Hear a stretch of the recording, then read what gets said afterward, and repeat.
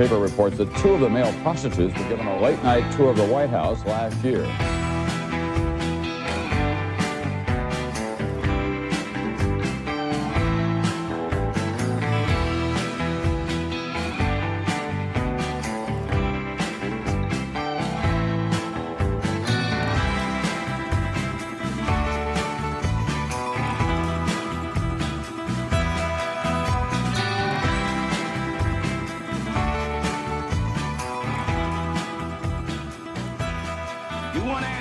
I think I'm entitled. You want answers. I want the truth. You can't handle the truth. Greetings, everyone. Welcome to the Nick Bryant podcast. Today, my guest is Dr. Lois Lee. How are you doing today, Lois? I'm okay. I'm running late on everything. I apologize for that. Wherever there can be a detour, there is a detour. I have those days in New York City where I'm running exactly 24 hours behind. And I don't let it happen to me, and it just did. So not happy about it.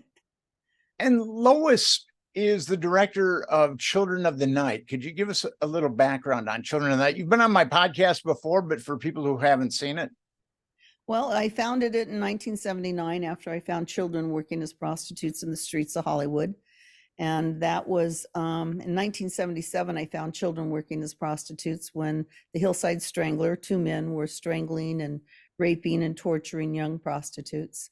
No one wanted to believe that prostitutes in Hollywood, that many of them were children. And that was a big fight. And very much like the fight you have today is trying to get people to believe that something that's so deplorable is in fact true and to do something about it. And then you have to deal with all the stigma of them doing something about it. They may not want to do anything about it because they don't want to be affiliated or because they're afraid or they're worried about what people will think about them. And there was no place for these kids to go. I took them to social services and they would not provide them foster homes because they said they were whores and prostitution was against the law. And I took them to the juvenile court judges who said they would not spend money putting them in treatment programs, because the crimes they committed were only against themselves. They were not against property. And so they literally fell between the cracks. Now, think about this. Over 250 kids came through my home. Not one state agency or city agency or children's service agency came and said the kids couldn't stay with me. They didn't come in to inspect or anything. Nobody cared about these kids. And it took me 3 years to raise enough recognition to where I received money from a very unlikely source, which was part of the Reagan kitchen cabinet, which allowed me to set up, they gave me just enough money to get me in trouble, meaning that I set up a drop-in center in the heart of Hollywood. And the city of Hollywood was mad at me because they were trying to revitalize Hollywood and say they didn't have any criminal problems. And it didn't matter. I was there and I won over the police fairly quickly when they saw what I was up against. And then from there, eventually I was profiled on 60 Minutes. There's a movie of the week done on me, but the 60 Minutes profile helped me raise $7 million. And I set up a world-class home for these children with a private school and with outings every Friday, private cooks, bedrooms, only 2 kids to a bedroom. Each bedroom had its own shower, its own bathroom. There was a lot of dignity. Diplomats came from all over the world to see it, and it was all supported by private funds. And I always bumped heads with the government. I tried very much to work with them. I taught them that these were children, and they started prosecuting the pimps that were hurting the children. And then they decided they didn't need to deal with me, that they would just take these kids and put them in juvenile hall in solitary confinement and hold them until they testify against the pimps. And then they would release them into foster care. And so I was told that because I always received my children from parents, and the parents would sign them over so that if we were going horseback riding, I'd sign the release and everybody could go horseback riding. But if each one had a different social worker, then some could and some couldn't, because social workers are afraid to sign anything. And they told me that I had the greatest program in the state, and everybody knew I did. And they wanted me to become a foster placement. I said, I'm not going to do that. And the kids were not going to stay because they didn't want to be forced to testify. And so they went to the streets, and I said, wait, I'm going with you. And I took my program and I set up a mobilized case management network. And we're back on the streets, and we provide all the services we did in the shelter, except for what we would call bed and breakfast. And I increased the capacity of kids to 90%. They call me, law enforcement calls me from time to time saying, we have to meet your kids. And I'm going, I don't have any kids. And they come by, they see that there's no beds here. So I'm pretty exempt from having to follow their policies. The only control they ever had over me was when I set up a home. And when I set up that home, I had to, of course, comply with, health and regulations for running a children's home, a nutritionist to, look at the menus and adequate staffing and that kind of thing. So I was been doing this before the word sex trafficking was created. I introduced the police to it, Department of Justice to it. The word was a little harsh for them. And when they got, millions of dollars from the government in order to help, prostituted kids, they realized that it was a limited number.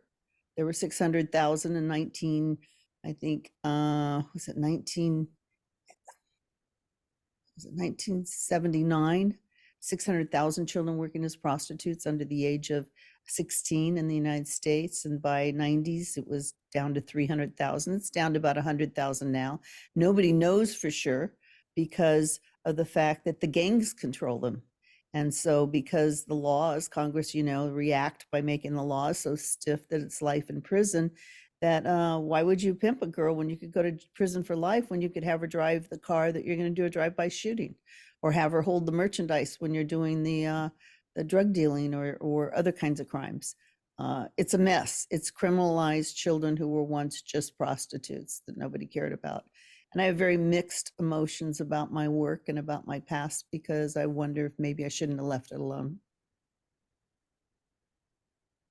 I wrote in 1995, I wrote an article about there was a serial killer killing prostitutes in the Twin Cities where I was living at the time. And I found, and the police didn't want to form a task force because they're expensive to catch this guy and or guys. And I found it was a nice piece of investigative journalism. I found like 48 women who had been stabbed, strangled, or beaten to death in like a 7-year period.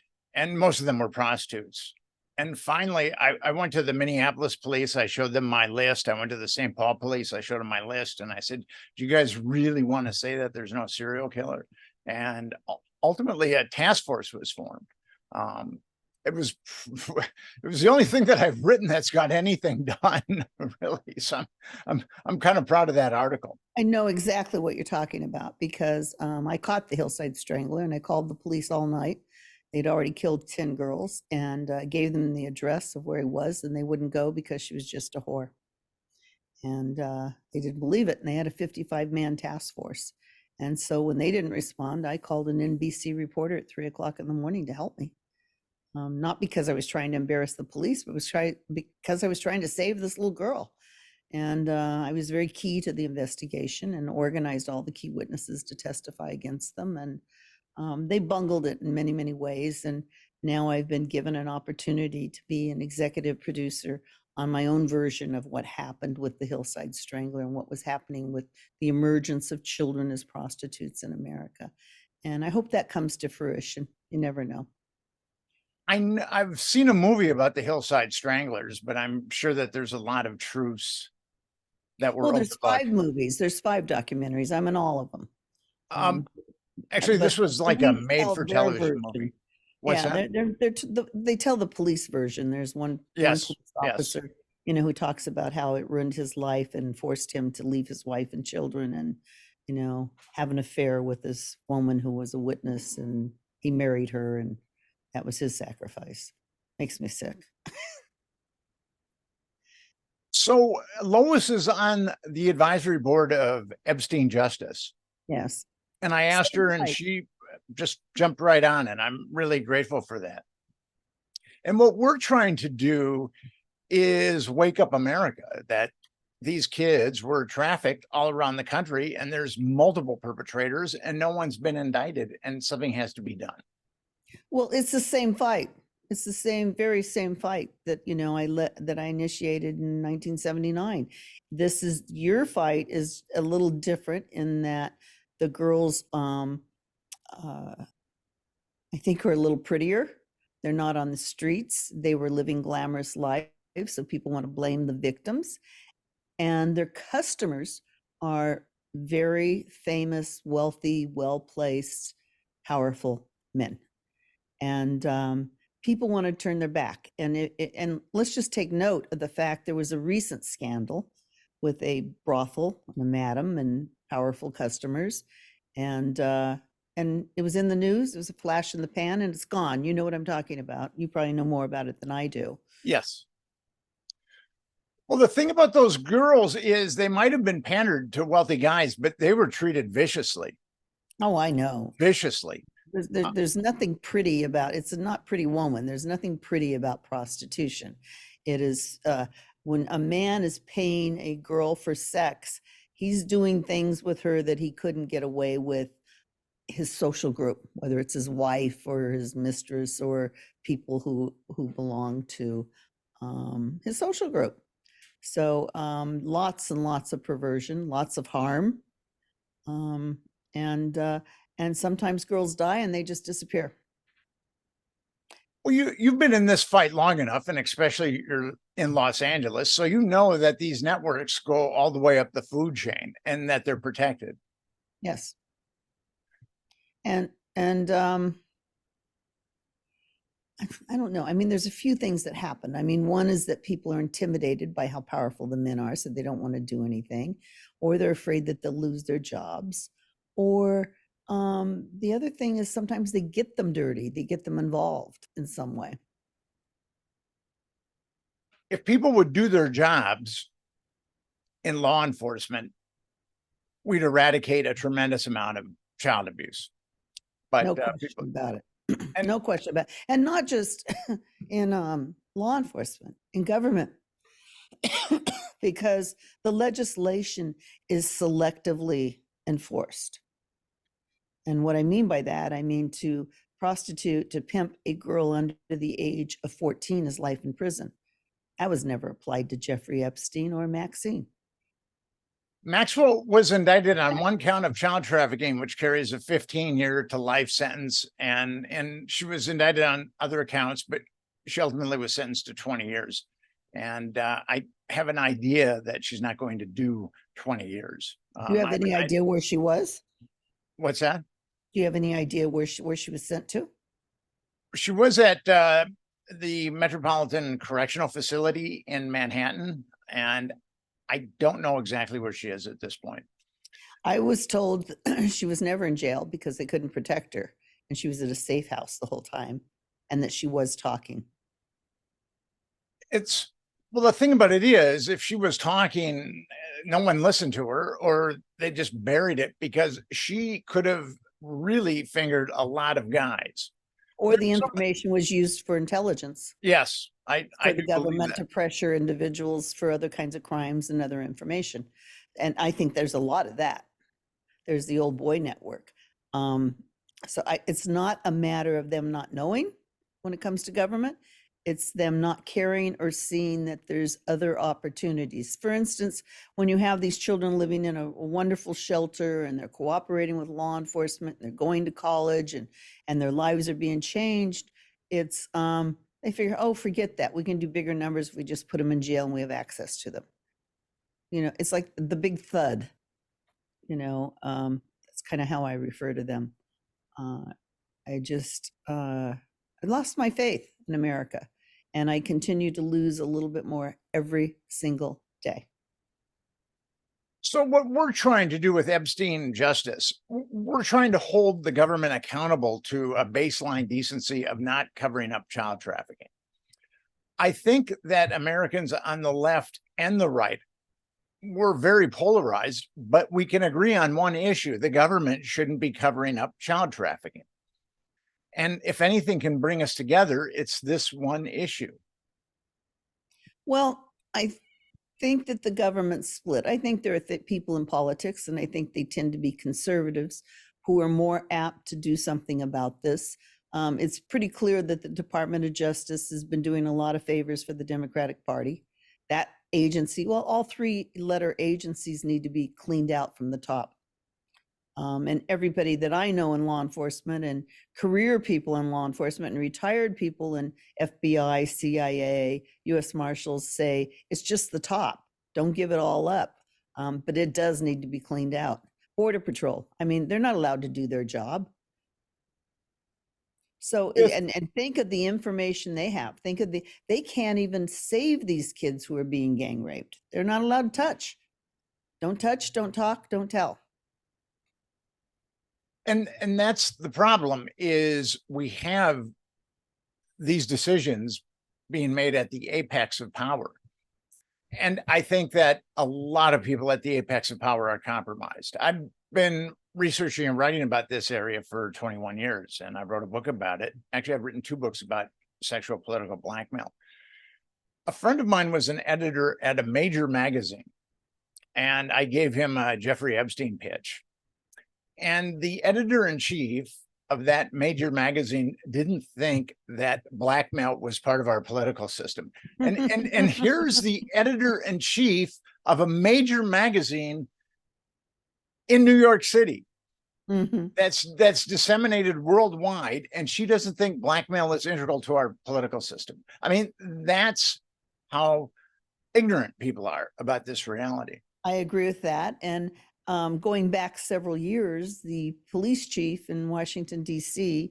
did not the current police chief, but refused to issue search warrants on Friday and Saturday nights for the sex clubs in D.C. And the Capitol Police worked the security. And there were many clubs where little boys were put on stage to do their little naked dances. And but they were given their search warrant, the police, on a Sunday. And when they went in, the Capitol Police said, "Boy, you should have been here last night. Everybody in town was here." It's become, and I think it has probably been true since the Roman Empire, that it's considered a privilege for people of a certain status to enjoy the pleasures of whoever they want, whether they're children or boys or girls. And it's an old boys network, and there's lots of secrecy surrounding it. Breaking it is going to take someone who's part of that group, and probably more than one, who's willing to stand up and say, "I'll tell you all." And I know who a couple of those people are, but they're not in a position of power right now. And until they get back into a position of power, I don't think we can move much. Well, here's the thing with that. I know who some compromised politicians are for sure. They're no longer in power, but I know who some of them are. And no one is going to come clean about that type of perversion, because that would sink their career. It would destroy their families. They would end up penniless. There's no way. When I wrote the Franklin scandal, and I've talked about this before, I got to a blackmail photographer, and I was trying to understand how it all worked. And he said, "It's like you're on a yacht, and it's a beautiful day, and it's a beautiful yacht. And while you're on this yacht, you can have anything that you want. But if you decide to get off the yacht, the people on the yacht are going to make sure that you drown." And I think that that's an apt metaphor for sexual political blackmail. These politicians are not going to get off the yacht. Well, I have hope that maybe there's a couple of people that would lead this campaign. Right now, everything is so messed up, as you well know. Our value system is turned upside down. Our children are not protected. Our schools are a mess. Parents are clamoring to get extra jobs so they can buy groceries. It's not right in front of them. Until they're comfortable, they don't have the opportunity or the leisure to take on some of these other issues that may not directly affect their lives. Let's talk a minute about the film Sound of Freedom. Sure. I thought he did an excellent job. And there was a little bit of Hollywood in it, and I'll give you an example because I don't want to be critical of the film, but like it took him 2 days to canoe through that jungle to get to those little girls and 10 minutes to get back. That kind of Hollywood. I don't have any other criticism of it. I believe everything that happened in that film. But he couldn't get Hollywood to support him. And he couldn't get the theaters to run it. And one of the things I was told is I got to go to the premiere, to one of the premieres, one of the early showings, but I was told that during the middle of it, that the theater would announce that their film broke, or that, that they'd emptied the theater, or that they were closed, or it's not playing here. And some people, still an incredible number of people got to see it. If people don't want to see that, and that's not something that just happens in third world countries, where are we at in America? Because we were just talking about rebels and guerrilla fighters and stuff, and third world countries. What if we were to do the film on America? People don't want to see it. You're not going to be able to get it aired. Well, that's why I think we have to start a movement. People don't understand that 85%, I think that this is the figure, 85% of the children trafficked in America are American children. Yes, that's true. People think that they come from South America or Eastern Europe, but actually the vast majority of children trafficked in the United States are American children. Yes, that's true. And that's one thing that people have to be edified about. And the average age of entry into the sex industry is 13 years old from the figures that I have. Mm-hmm. So I believe that's probably reasonable. So if someone, consenting uncoerced adults, I believe have autonomy, but with these girls, that's all they know. And people might get a prostitute who's an adult, but yet they're just using, they're basically exacerbating what the pimp did that turned them out, or the pedophile that turned them out. And people don't realize that if they solicit sex or they watch porn, the average entry into the sex industry is 13 years old. Well, I don't think we can ignore the issue of apathy. And I'll give you an example. We had a law that said that if you had a baby, you couldn't take the baby out of the hospital unless you had a car seat, something as simple as that. And what did they do? They gave those families car seats. Now, I was doing a lot of training with emergency room nurses who were telling me that the people that were coming in to see in the maternity ward to see the babies were clearly crack addicts and drug addicts, and their hearts just broke when these people took the babies out of the hospital. And there could have been intervention then. I talked to law enforcement about it because I tried to coordinate the nurses and the law enforcement, vice cops. And they said to me, if you just told me that, I can't do anything. But Lois, if you would stand up and say, there's a baby in that crack addict, I have to go in as a matter of law. I don't have to ask my boss. I don't have to do anything. So there are things that can be coordinated. It's an awful lot of work, and there are people willing to do the work. But all this do-good legislation that looks like we care is a bunch of nonsense that, politicians write on to get reelected and put more money in their pockets. Right now, the congressional approval rating is at 17%. The what? I'm sorry. The congressional approval rating is 17% right now. Yeah. It's very obvious that our legislators don't act in our best interest. They create laws that cause incredible wealth polarization. They create laws that trample on our constitutional rights. And Americans are but they don't. So Americans know that something is wrong with the country, but I don't believe that they really understand the cesspool that our government has become, especially in Washington, D.C. And we've got people at the apex of power in the legislative branch, in the executive branch, and also in the Department of Justice, which is part of the executive branch, covering up child trafficking in the Epstein case. Now, we would never trust an individual or a group that's covering up child trafficking. We just wouldn't. So how can we trust our politicians that are aiding and abetting child trafficking by covering Well, it we up? can't. We can't. And I understand why we can't do the age restriction or the age limitation, but we can do term limits.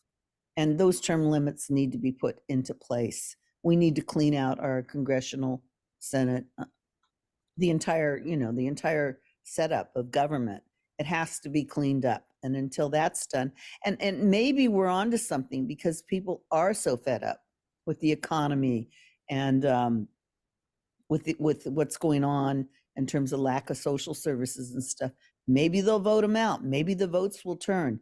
But it takes a massive movement in order to do that. And the massive movements I see all work to the contrary. I don't want to name them. We all know who they are. But in terms of their productivity of making society better, we all know that that's an all-time low. They were all created for individual promotions. Unfortunately, that's the case with a number of the organizations. And actually, there are people at the top of those organizations getting quite wealthy. Mm-hmm. What troubles me about the Epstein case is we have 535 legislators. We got 435 people in the House. We've got 100 senators. As far as I'm aware, not one of our legislators or senators have called for an investigation into Jeffrey Epstein. Well, on the other hand, I think there's something like 300 laws on child sex trafficking through Congress each year that with no review of what the social consequences are, and many of them conflict, and they do it because it's just popular and everybody jumps on the bandwagon. Who's going to criticize you for passing a sex trafficking law? What we have now is, and this is really speaks to the crux of it. We have the FBI and Department of Justice covering up Epstein. I mean, but I'm aware of other networks that have been covered up that pander children to the apogee of society, and also where there's blackmail. I mean, Epstein blackmail was integral to the Epstein network. Yes, of course. And even Alexander Acosta, the U.S. attorney for the Southern District of Florida, he was transitioning to Trump's labor secretary, and he was asked, why did you back off from prosecuting Epstein? He said, well, I was told Epstein was intelligence and that it was above my pay grade. And he has never retracted that or recanted saying that. He's been asked. He also went after the lawyer who was trying to civilly go after Epstein on behalf of the victims. He went after his law license of our friend Brad. Yes, he had a difficult time. And he was, I think the attorneys, I put together a PowerPoint presentation on some of the New York attorneys that are handling the Epstein civil litigation. And I show that they do not have the best interests of the victims in mind. But I do believe that there are some lawyers that have represented the victims in Florida that definitely have the best interests of the victims in mind. But that's the problem, is we have people like Stan Pottinger and David Boies who represent a number of these girls, and they're very unethical people. David Boies used Black Cube, which is a mercenary, retired Mossad agents. It's a mercenary group that does dirty deeds to the highest bidder. And he deployed Black Cube on Rose McGowan when Rose McGowan came forward about Harvey Weinstein. And Stan Pottinger was in the government. And if you wanted a cover up, he would cover something up. I mean, and it's amazing. He was basically retired from the law when David Boies tapped him to help him litigate these cases. And I don't believe he'd ever litigated a sexual abuse case. So I don't believe that David Boies was acting in good faith when he conscripted Stan Pottinger to help him litigate these cases. And the Epstein Victims Compensation Fund is a perfect cover-up tool, because if one of these young women get money from that fund, they've got to sign on the dotted line that they will not go after any of the perpetrators.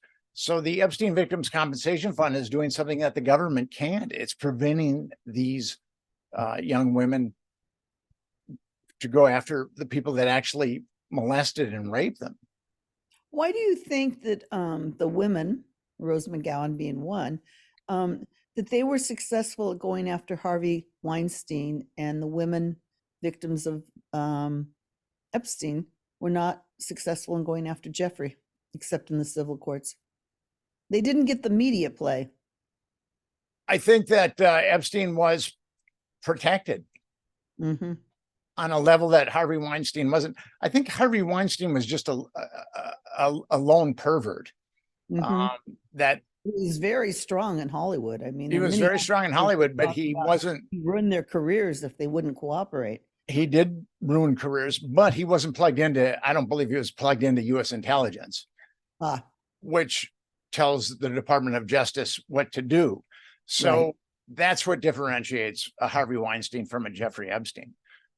I believe that they're both psychopaths, but one is protected and one isn't.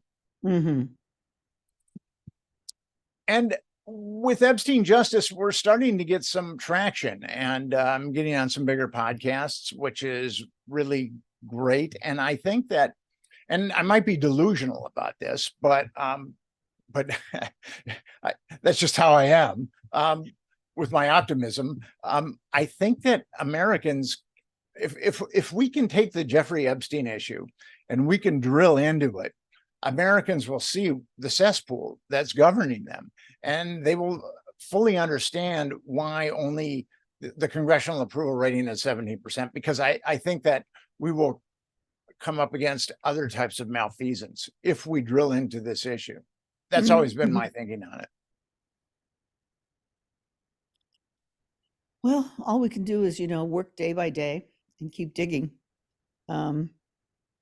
We really need a deep throat who's in a position of power, who's willing to tell all, and for the right reasons. Now, you've been at this. And their life would be in danger. I mean, there's no question about it. You look at the madams, the big madams, and the big call girls, who have, blown the whistle, so to speak. They're all dead. Well, actually, I wrote a book about Henry Vincent. He ran a gay escort service at the CIA asset used to compromise politicians that were in the closet, and he managed to. He's still alive and kicking, although the Department of Justice threw him in jail for quite some time and completely decimated his integrity. But it's a very good book because it shows how this got going, and it really brings one into the blackmail side of Washington, D.C. It was interesting because I believe some of the same elements are true in the prosecution of the Backpage.com CEOs, because they had an enormous amount of data of who was using those sites and for what purposes they were using them. And one of the first things they did after they arrested them, they seized all their computers, of course, but then they destroyed them so that they couldn't even use them for their defense. And it's definitely a Department of Justice play. It's not, they're a political football. What they did relative to what goes on today in society that is publicized and everybody knows about, and is nothing. And they've had their third mistrial, I believe, because they can't get them. The jury said in this last case that they just couldn't come to a conclusion. And the judge gave them a warning that they had to, and they came up with one or two, and they're now determining whether or not they're going to try them again. This has gone on for, 5-6 years. And I think they were fearful of the intelligence that they were gathering. And these were news journalists who had the ability and had the history of outing very powerful people for wrongdoing. How we're going to fix this is people are going to have to do their jobs. And people in the FBI are going to have to do their jobs. People at the Department of Justice are going to have to do their jobs. And as you said earlier, I think that this is possible because the rot is at the top. Yes. And I think if you take the rot away, if you can, like a tumor, if you can cut that out, I think people will do their jobs. When I was writing the Franklin scandal, I've got some very good information from a couple of people in federal law enforcement. And they vetted me for 2 years before they gave me that information. They wanted to make sure that I was solid. And I believe that if they had a vehicle to come forward, they would come forward in a heartbeat, because what they had witnessed was pretty egregious and they would like to rectify it.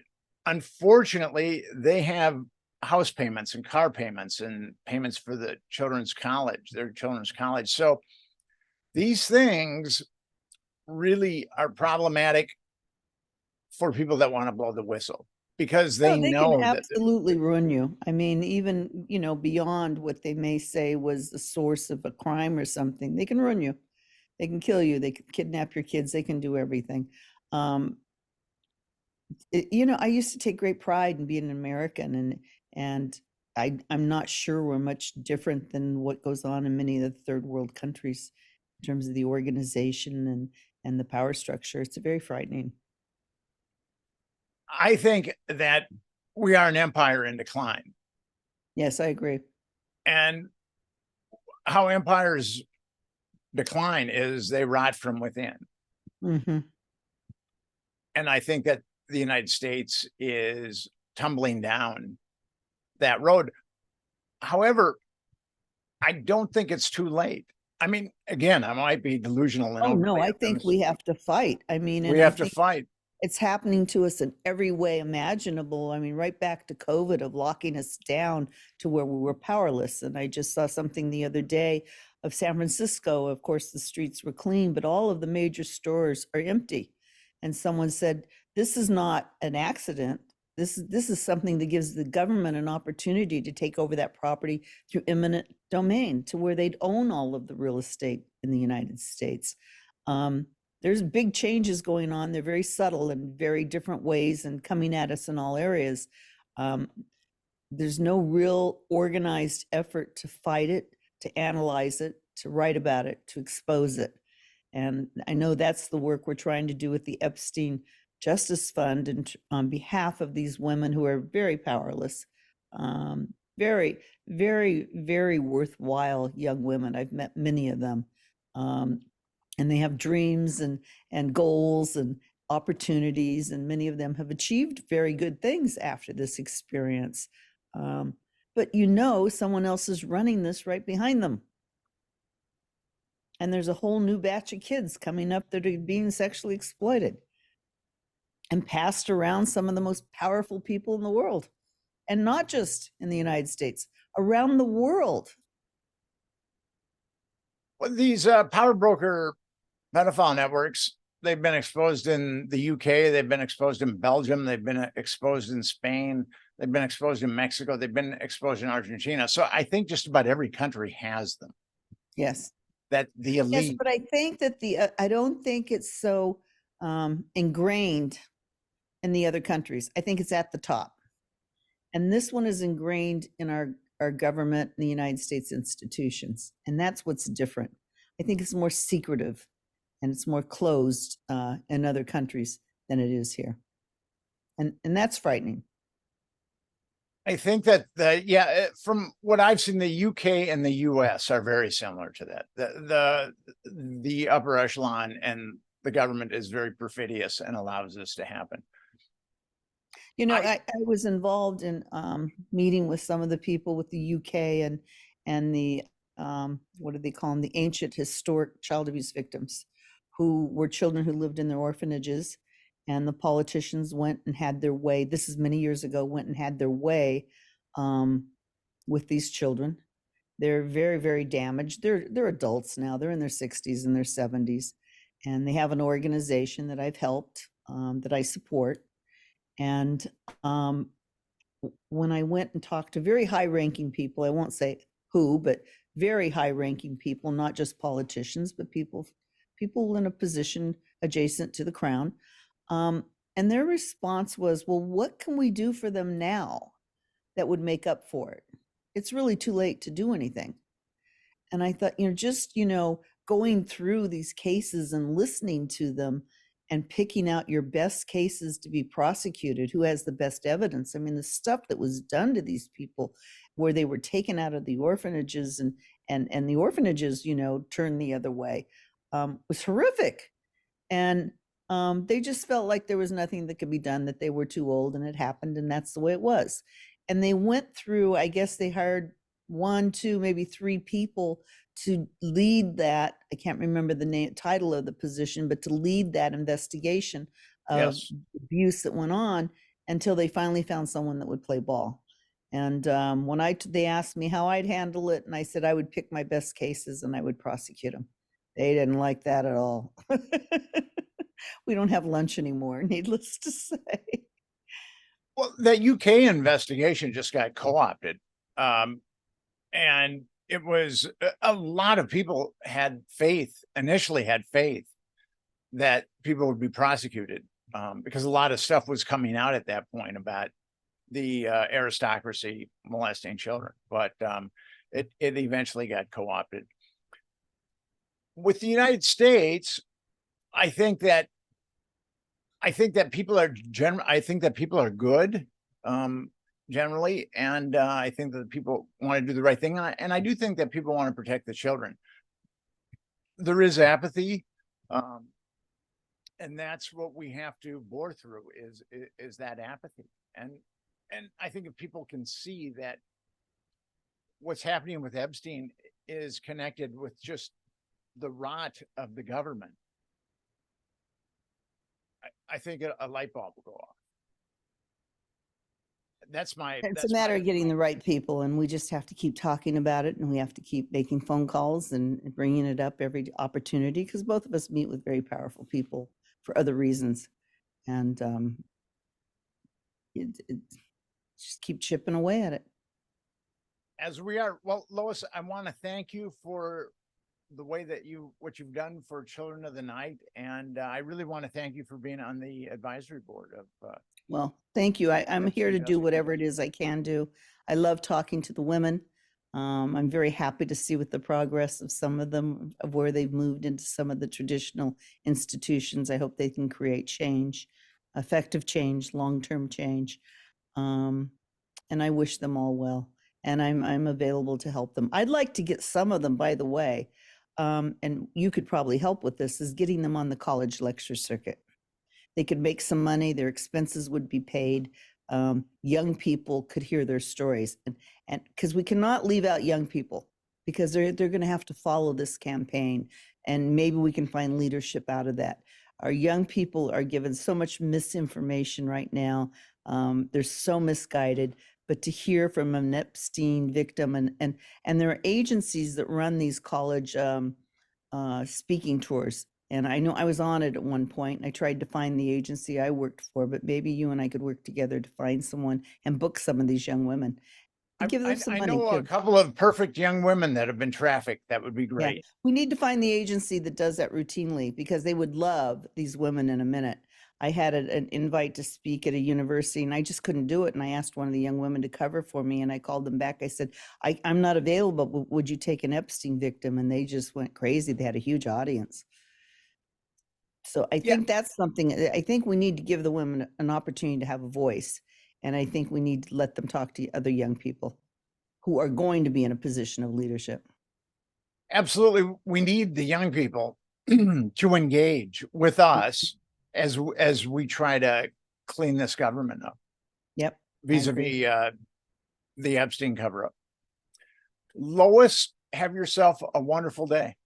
And thank you so much for coming on. So good. I appreciate seeing you, and you're waiting for me.